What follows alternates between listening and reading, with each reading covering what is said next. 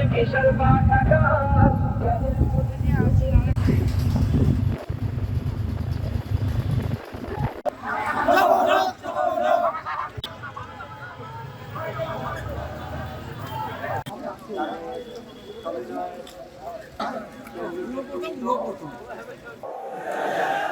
বাংলাদেশ যুবকরা চাও?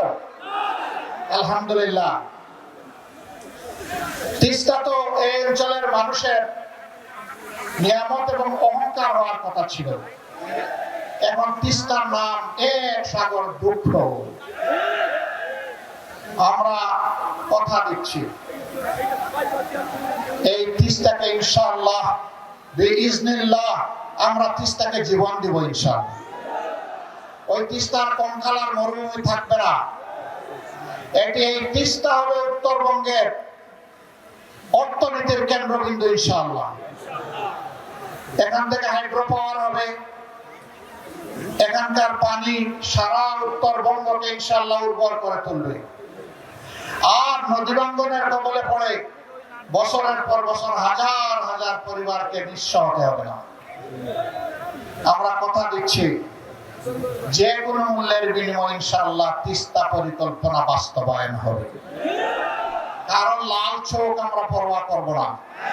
আমার দেশ আগে, এই দেশের জনগণের স্বার্থ আগে। আমরা কারো স্বার্থে আঘাত দেব না, কিন্তু আমাদের স্বার্থে কেউ এসে বাগড়া দিবে তাও আমরা মেনে নেব না।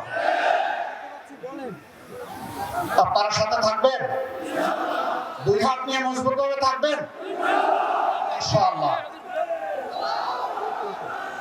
প্রিয় ভাইরা, এখানে অনেকগুলা যৌক্তিক দাবি রয়ে গেছে।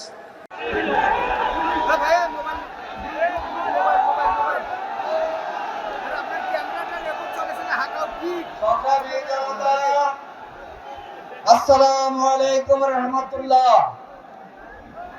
বাংলাদেশের মানুষের নেতা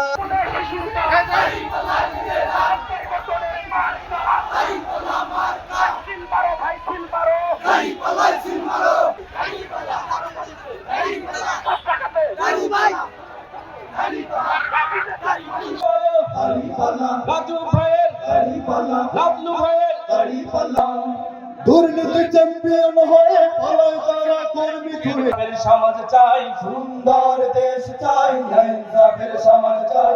দাড়ি পালায় মারবো সবাই সিল, সিল মারো ভাই সিল মারো।